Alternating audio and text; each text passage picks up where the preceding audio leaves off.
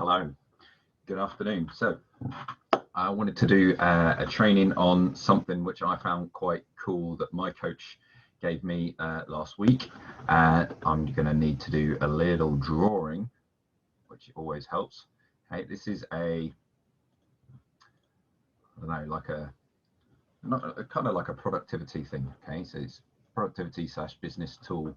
I found it very interesting. So there's 4 levels, or here we go, 4 levels of mastery, or 2 mastery. First off, there is, let me put the text box in. Go. Unconscious, here's my spelling, unconscious incompetence. So that means we don't know that we're not good at something. Okay, we don't know we're not good at anything. Okay, so if you've never played golf, if you've never been a runner, you don't necessarily know how bad or good you are at it until you do it. Okay. Then we have conscious incompetence.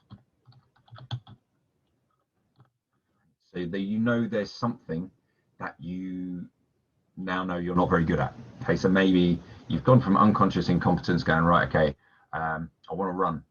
I've never run before. I've not run for years and years and years and years and years. Okay, and I don't really know what I'm doing. So you're in unconscious incompetence. You go out for a run, okay, however far that might be. Now you know how good or bad you are at that thing. Probably quite bad because you've never done it before. This is important. We're going to come back to conscious incompetence in a minute. Okay, then we have conscious competence. Okay, so you have a level of ability there. Okay, you can do it, but it takes effort. And then finally, we have, it's going to go off the screen, unconscious competence. So it's something that you do on autopilot. So that's like once you've learned how to drive a car. Okay, let's use this as a car driving example. This silly thing. So car driving. So let's say you're 17. Okay, you've never driven a car before, but you've seen your parents doing it. You have unconscious incompetence because you've never done this thing before. You have a couple of driving lessons and you realize how much goes into it and how complicated it is. Okay, so it's not just go and stop and changing gear. Okay, there's all these other things that you've got to do while you're driving. So it's really, there's a lot of tasks to do. So once you've had a couple of lessons, you go from unconscious incompetence into conscious incompetence. Okay, you take some more lessons and more lessons and more lessons and more lessons, and you become competent and you pass your test. Then you go out and get a car and drive and drive and drive and drive and drive. And over a few years, okay, or maybe a few months, depending on how much you drive, you develop unconscious competence. Okay, you know how to drive, you can do it, not with your eyes closed, but it's kind of on autopilot. You can have a conversation, you can do basics on a car without losing control, like changing the radio station. You can do a few bits and bobs while you're doing something else. You can make a phone call, obviously, like hands-free or whatever, you know, you do it safely. Okay, so you develop this skill. Okay, it's like going in martial arts. It would be going from a white belt, complete novice, okay, never done any sort of martial art before, having your first couple of lessons and you go, right, okay, I'm no good at this. But you keep going back and going back and going back and going back and going back and going back. You develop conscious incompetence. You know you can do something, but you're not very good at it. Over time, you go through the belts, you become more proficient, but it's still effort, okay? Conscious competence. Eventually, you get to black belt, first dan, second dan, third dan, fourth dan, whatever they're called in whatever martial art you know. Unconscious competence. You could practically fight anyone with your eyes closed, okay, in this particular thing, okay, in particular martial art. So that's where we are, okay? There's an important bit here, okay? Conscious incompetence. This is where we have feelings of frustration, Oh man, you might get annoyed, angry, etc., etc. Okay, this is really, really important because this is the main learning phase. So all the things in life, okay, everything in life, okay, we go through these stages. Okay, this is where we stop. Okay, we get frustrated, we get annoyed, we get peed off, we haven't basically put enough effort in to get to there. Okay, you haven't moved yourself up to conscious competence. It's still effort, but you're now good at it. Okay? So it might be exercise, it might be something at work, might be, I don't know, driving. Okay, so you've learned, so you didn't know how to drive, you learned how to drive, you passed your test, but then you never really drove again. Okay, and then you're kind of stuck in this phase here. Okay, could be a health thing. Okay, let's say somebody suddenly gets, or doesn't, they don't suddenly get, okay, but suddenly someone gets IBS. Okay, they don't know what to do. Okay, don't know what causes it. They are unconsciously incompetent at nutrition. Gradually, they know, okay, right, I've got IBS. I know there are certain foods that trigger it. It's in this phase where you learn what foods trigger your IBS, or sometimes what emotions will trigger IBS. Okay, anxiety, stress, frustration, anger, whatever it is.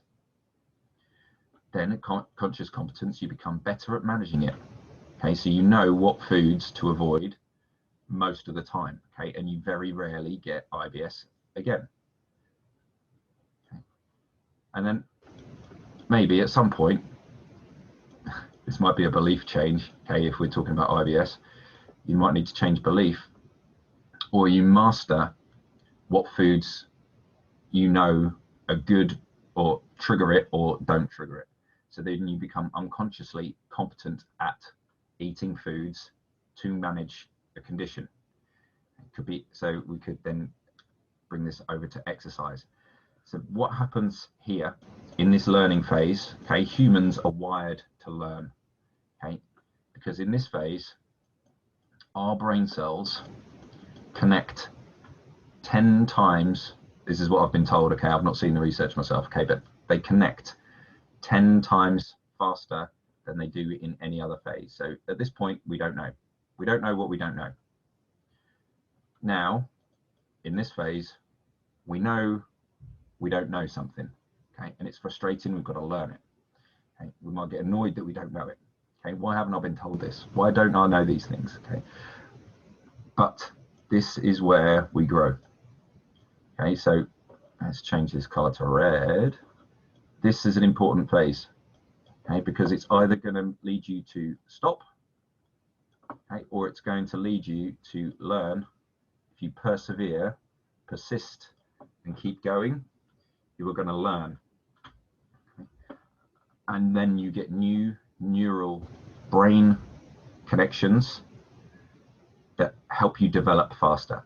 So this is what kind of the reason why I got into AMN Academy stuff. Okay, so the learning that I did in the very beginning of AMN Academy. So I was a PT. Okay, I didn't really know what I was getting into. Okay, I was unconscious incompetent.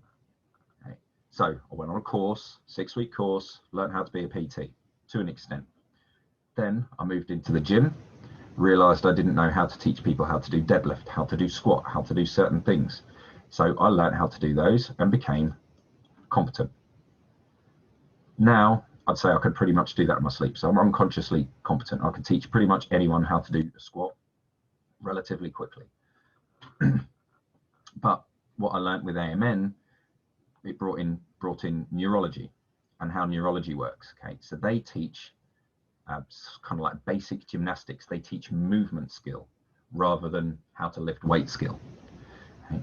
So when our brain is bored, when you're not learning and you're just doing squats and you're just doing deadlift and you're just doing bicep curls and you're just doing push-ups and you're just doing all the things that you've done before, the brain is kind of bored.